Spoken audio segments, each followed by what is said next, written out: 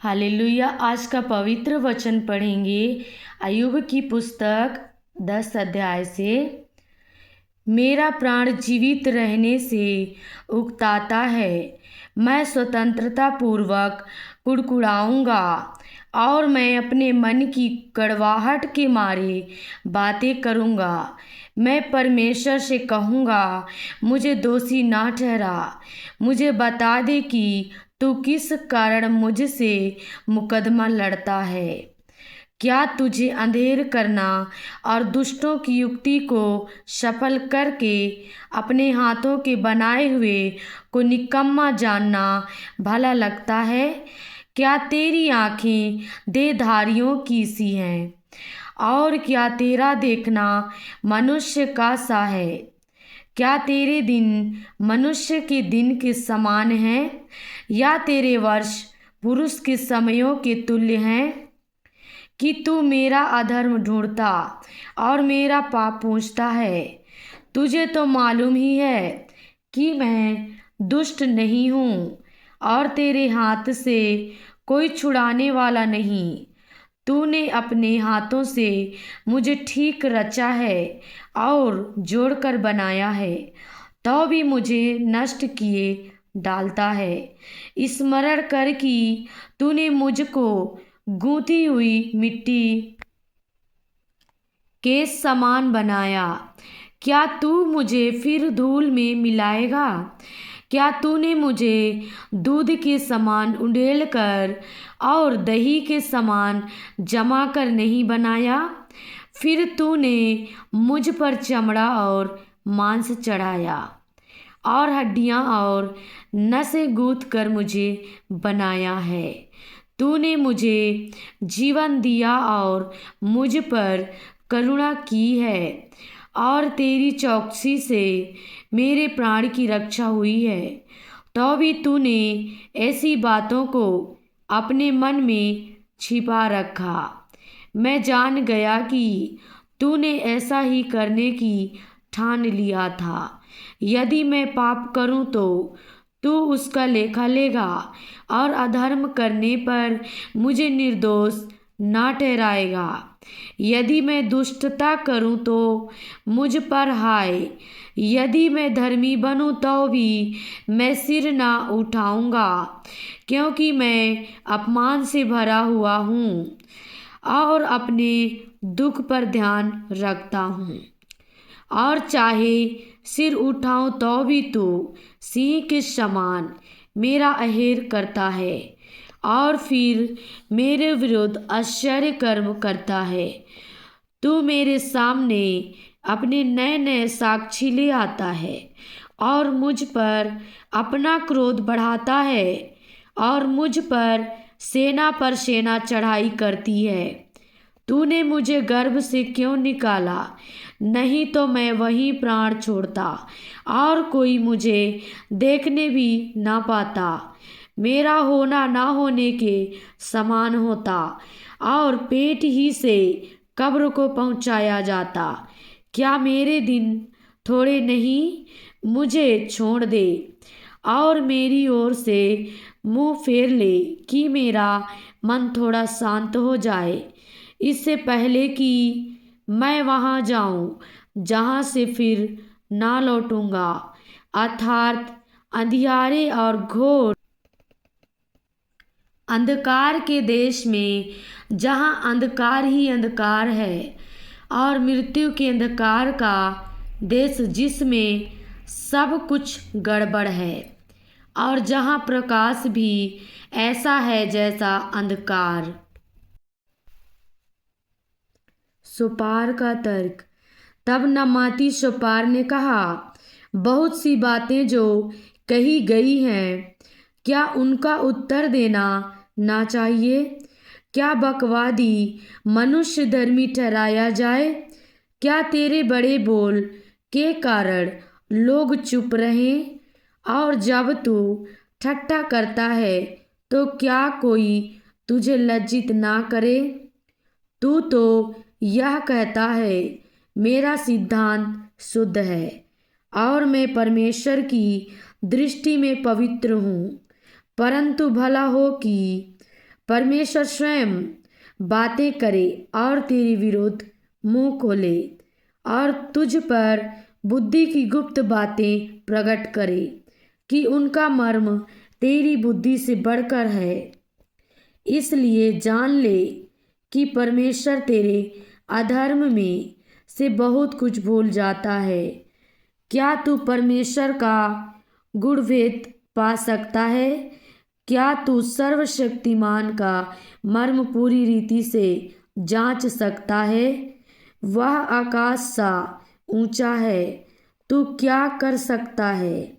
वह अधोलोक से गहरा है, तू क्या समझ सकता है? उसकी माप पृथ्वी से भी लंबी है और समुद्र से चौड़ी है।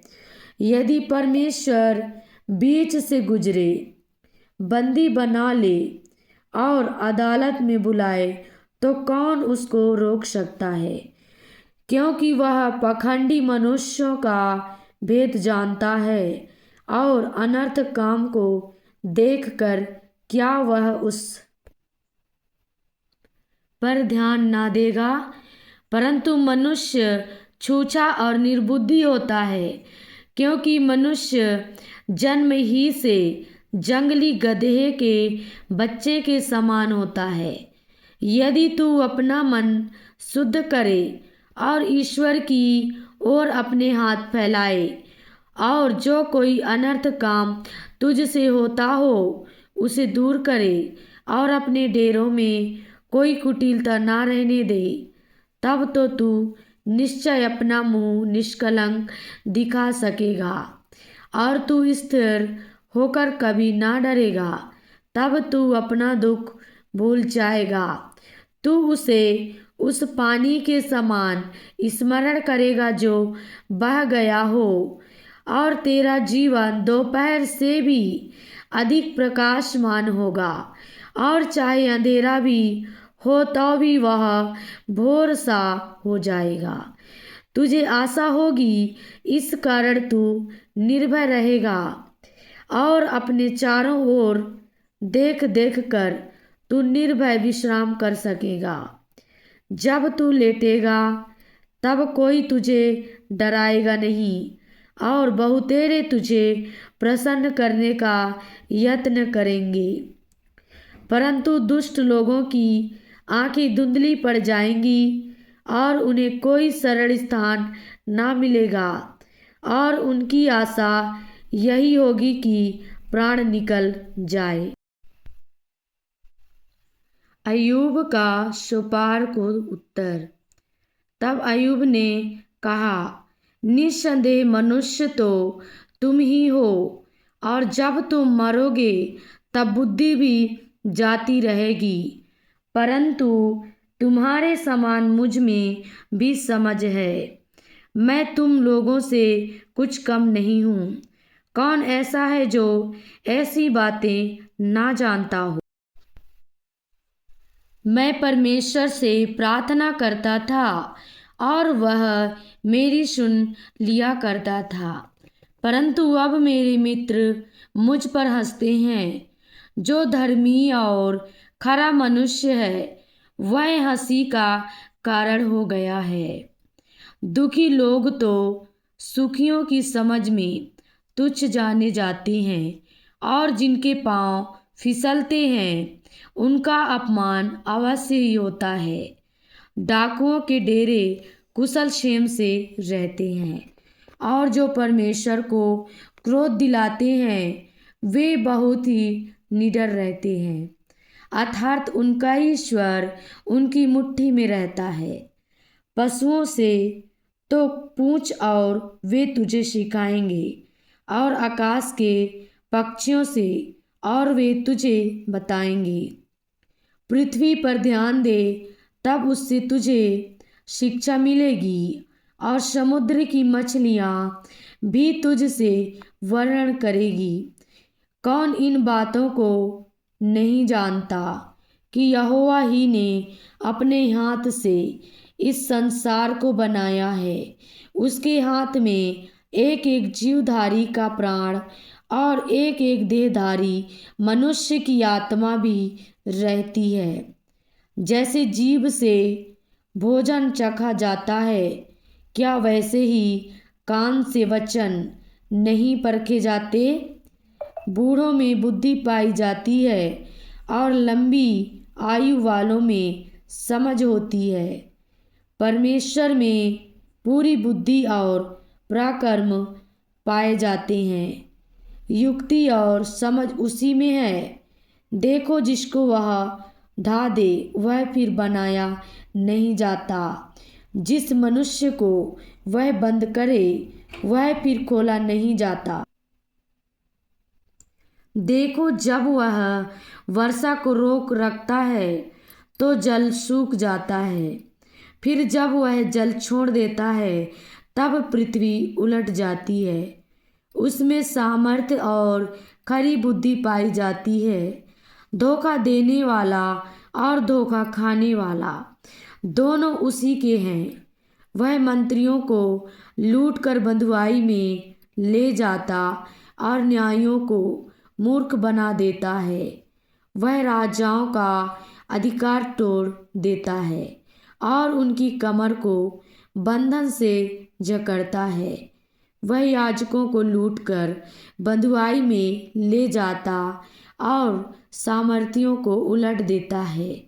वह विश्वास योग्य पुरुषों से बोलने की शक्ति और पुरनियों से विवेक की शक्ति हर लेता है।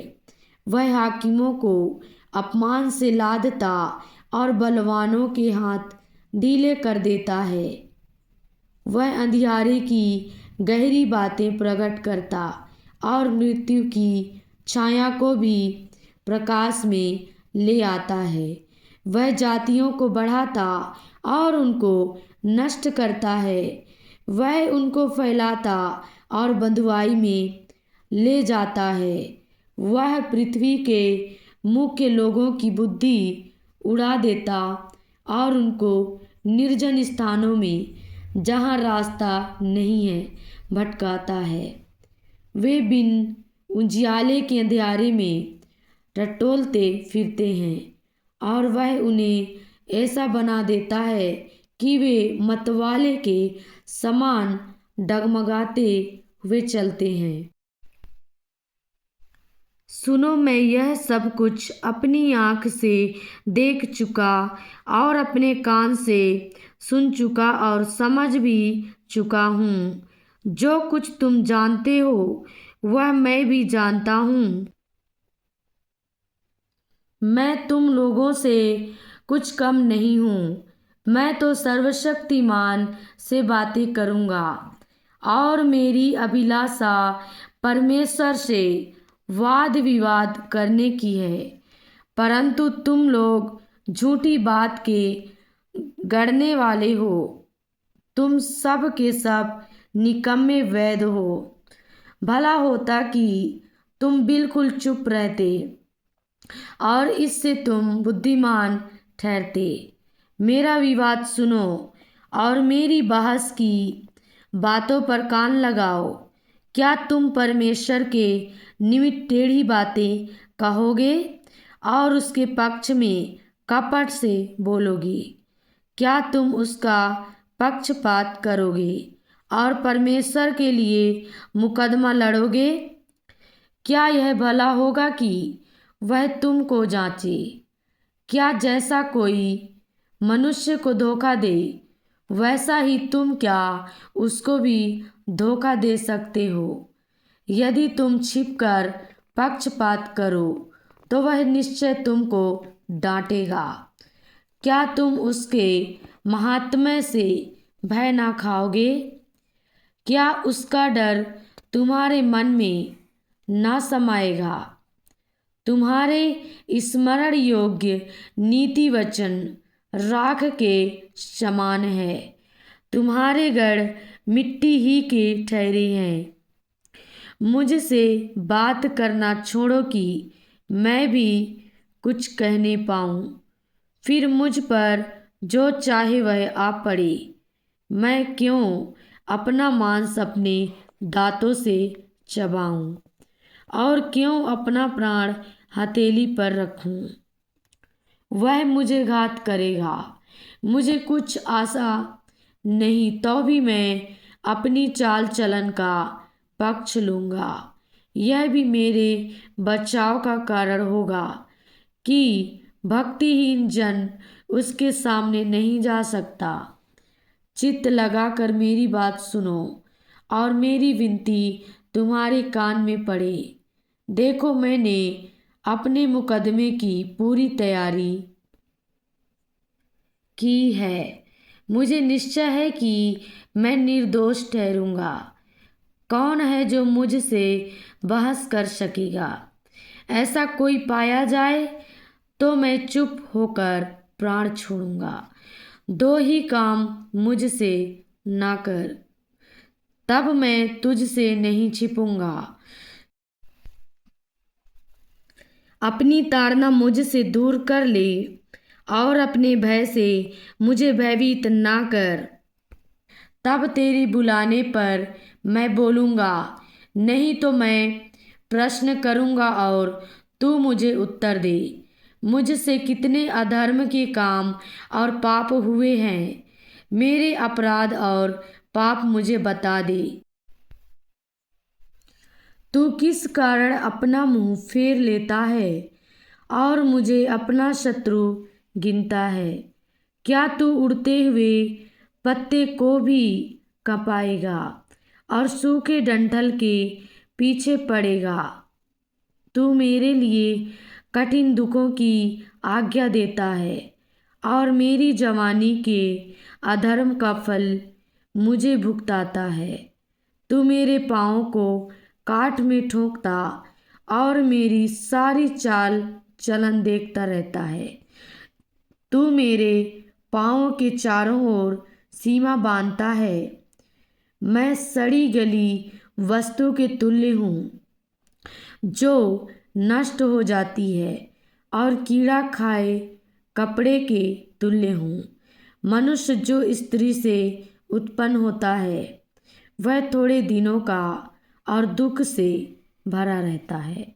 वह फूल के समान खिलता फिर तोड़ा जाता है।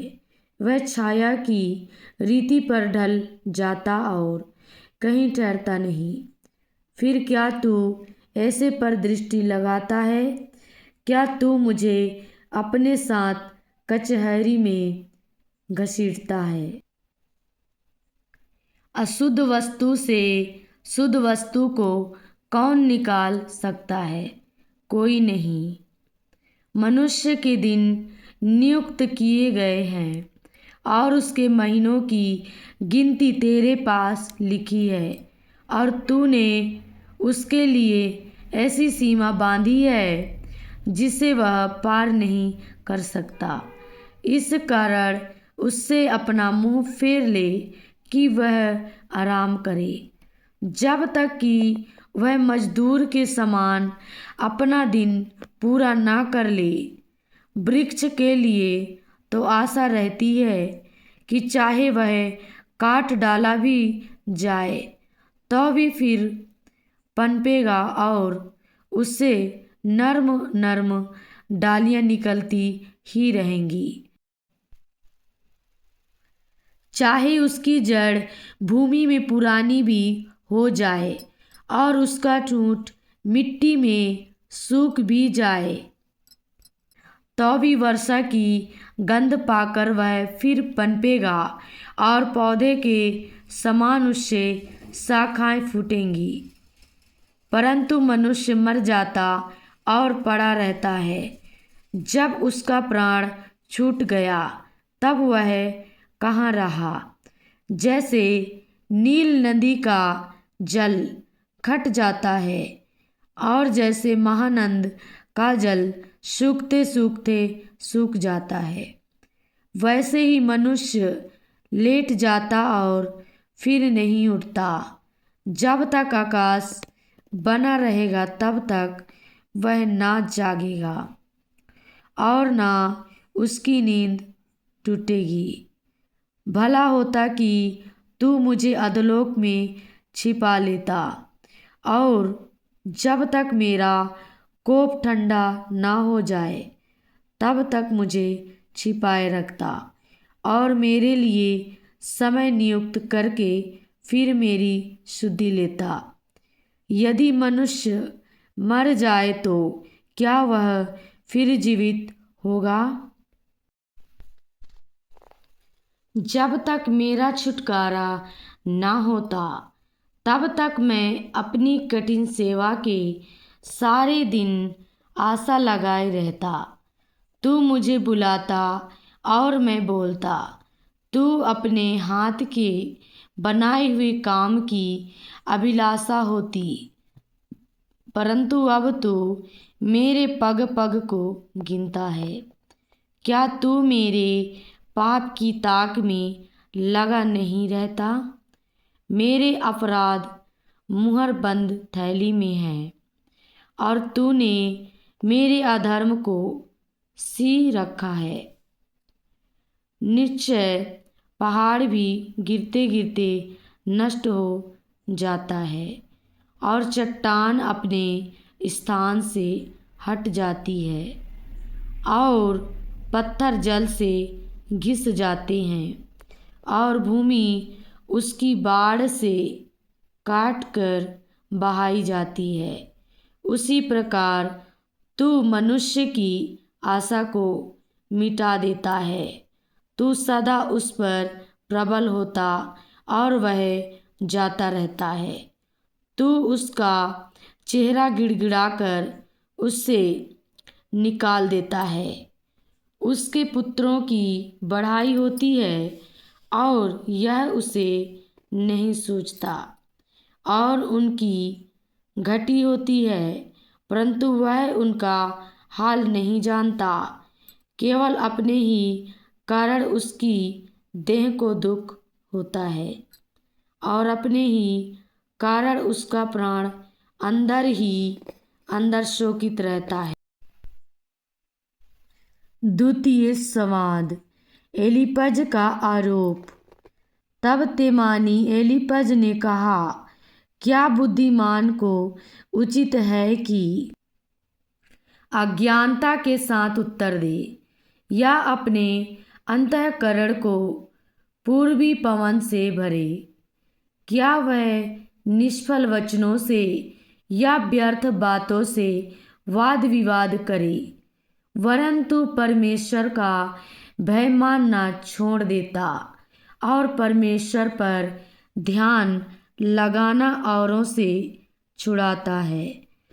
तू अपने मुंह से अपना अधर्म प्रकट करता है और धूर्त लोगों के बोलने की रीति पर बोलता है। मैं तो नहीं परंतु तेरा मुंह ही तुझे दोषी ठहराता है और तेरे ही वचन तेरे विरुद्ध साक्षी देते हैं। क्या पहला मनुष्य तू ही उत्पन्न हुआ? क्या तेरी उत्पत्ति पहाड़ों से भी पहले हुई? क्या तू परमेश्वर की सभा में बैठा सुनता था? क्या बुद्धि का ठेका तू ही ने ले रखा है? तू ऐसा क्या जानता है जिसे हम नहीं जानते? तुझ में ऐसी कौन सी समझ है जो हम में नहीं? हम लोगों में तो पक्के बाल वाले और अति पुरनीय मनुष्य हैं जो तेरे पिता से भी बहुत आयु के हैं।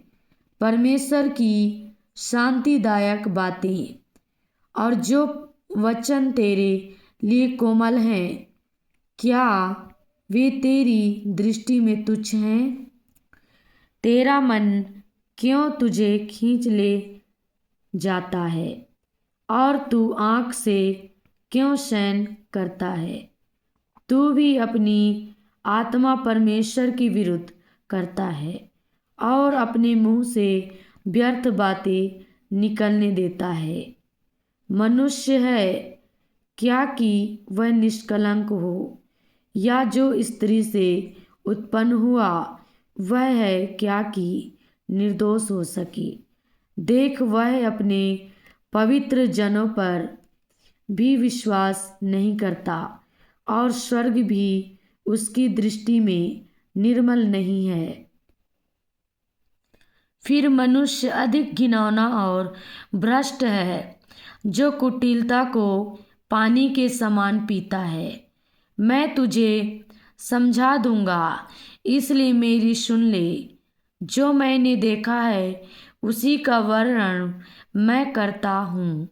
वे ही बातें जो बुद्धिमानों ने अपने पुरखाओं से सुनकर बिना छिपाए बताया है।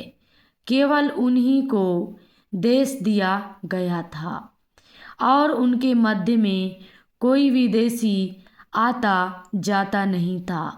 दुष्ट जन जीवन भर पीड़ा से तड़पता है और बलात्कारी के वर्षों की गिनती ठहराई हुई है। उसके कान में डरावना शब्द गूंजता रहता है। कुशल के समय भी नाश करने वाला उस पर आ पड़ता है। उसे अंधियारे में से फिर निकलने की कुछ आशा नहीं होती और तलवार उसकी घात में रहती है। वह रोटी के लिए मारा मारा फिरता है कि कहाँ मिलेगी। उसे निश्चय रहता है कि अंधकार का दिन मेरे पास ही है।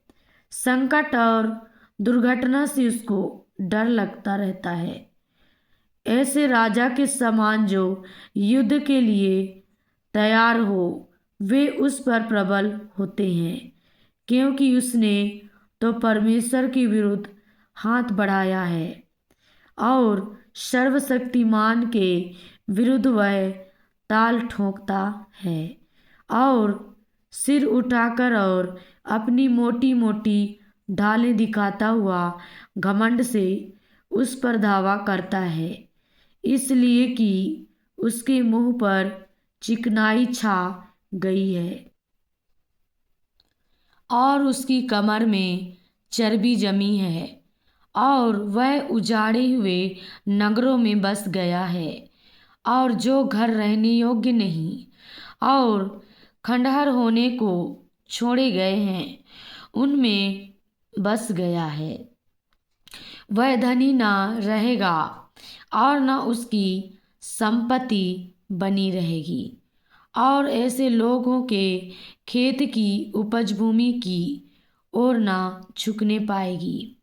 वह अंधियारे से कभी ना निकलेगा और उसकी डालियां आग की लपट से झुलस जाएंगी और परमेश्वर के मुंह की श्वास से वह उड़ जाएगा। वह व्यर्थ बातों का भरोसा करके अपने को धोखा ना दे, क्योंकि उसका बदला धोखा ही होगा। यह उसके नियत दिन से पहले पूरा हो जाएगा। उसकी डालियां हरी ना रहेंगी, दाख के समान उसके कच्चे फल झड़ जाएंगे और उसके फूल जैतून के वृक्ष के से गिरेंगी, क्योंकि भक्तिहीन के परिवार से कुछ बन ना पड़ेगा और जो घूस लेते हैं उनके तंबू आग से जल जाएंगे।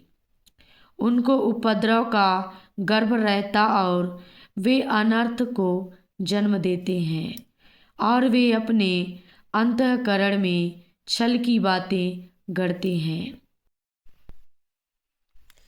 अय्यूब का एलीपज को उत्तर।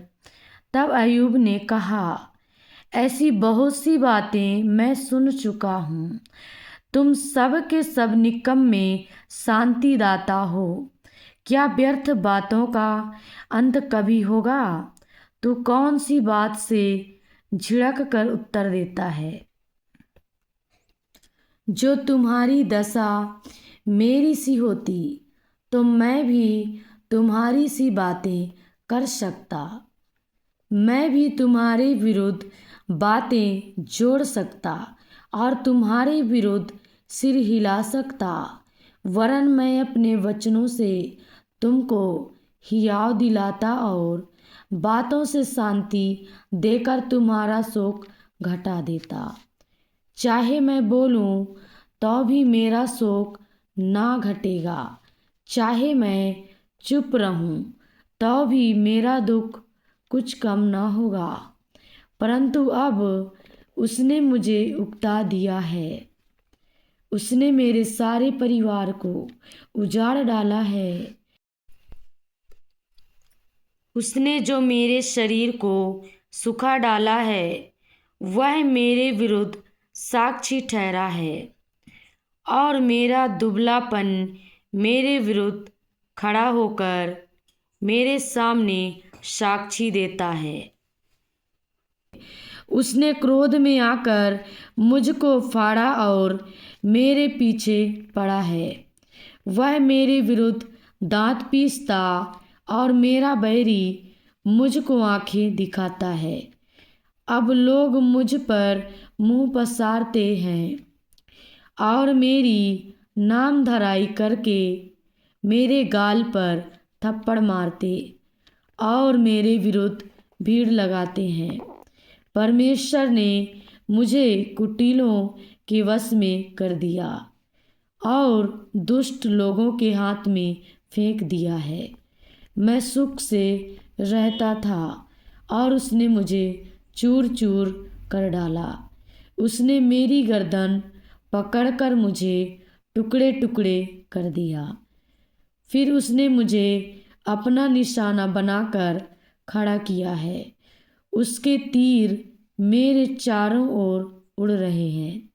वह निर्दय होकर मेरे गुर्दों को बेधता है और मेरा पित्त भूमि पर बहाता है।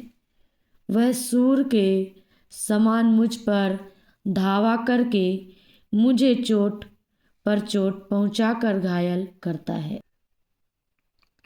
मैंने अपनी खाल पर टाट को सी लिया है और अपना बल मिट्टी में मिला दिया है। रोते रोते मेरा मुंह सूज गया है और मेरी आंखों पर घोर अंधकार छा गया है। तो भी मुझसे कोई उपद्रव नहीं हुआ है और मेरी प्रार्थना पवित्र है। हे पृथ्वी, तू मेरे लहू को ना ढांपना और मेरी दुहाई कहीं ना रुके। अब भी स्वर्ग में मेरा साक्षी है और मेरा गवाह ऊपर है। मेरे मित्र मुझसे घृणा करते हैं, परंतु मैं परमेश्वर के सामने आंसू बहाता हूँ कि कोई परमेश्वर के सामने सज्जन का मुकदमा लड़े, जैसा कोई अपने पड़ोसी के लिए लड़ता है। क्योंकि थोड़े ही वर्षों के बीतने पर मैं उस मार्ग से चला जाऊंगा जिससे मैं फिर वापिस ना लौटूंगा। मेरा प्राण निकलने पर है, मेरे दिन पूरे हो चुके हैं, मेरे लिए कब्र तैयार है। निश्चय जो मेरे संग हैं वे ठट्ठा करने वाले हैं और उनका झगड़ा रगड़ा मुझे लगातार दिखाई देता है। जमानत दे, अपने और मेरे बीच में तू ही जामीन हो। कौन है जो मेरे हाथ पर हाथ मारे? तूने इनके मन को समझने से रोका है, इस कारण तू इनको प्रबल ना होने देगा। जो लूट के भाग के लिए अपने मित्रों की चुगली खाता है, उसके लड़कों की आंखें अंधी हो जाएंगी। उसने ऐसा किया कि सब लोग मेरी उपमा देते हैं और लोग मेरे मुंह पर थूकते हैं। खेद के मारे मेरी आंखों में धुंधलापन छा गया है और मेरे सब अंग छाया के समान हो गए हैं। इसे देखकर सीधे लोग चकित होते हैं और जो निर्दोष हैं वे भक्तिहीन के विरुद्ध भड़क उठते हैं। तो भी धर्मी लोग अपना मार्ग पकड़े रहेंगे और शुद्ध काम करने वाले सामर्थ्य पर सामर्थ्य पाते जाएंगे। तुम सब के सब मेरे पास आओ तो आओ, परंतु मुझे तुम लोगों में एक भी बुद्धिमान ना मिलेगा। मेरे दिन तो बीत चुके और मेरी योजनाएं मिट गई, और जो मेरे मन में था वह नष्ट हुआ है।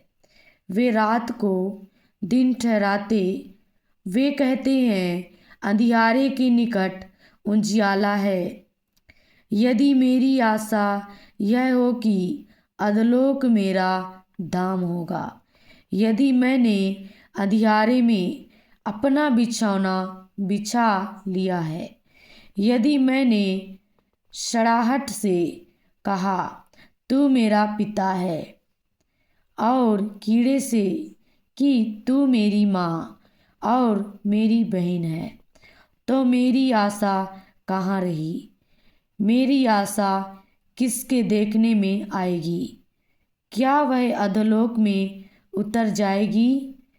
क्या उस समेत मुझे भी मिट्टी में विश्राम मिलेगा? हालेलुया। प्रभु की स्तुति हो। परमेश्वर पिता इन वचनों के द्वारा आप सभी को आशीष दे। आप सभी को जय मसीह की।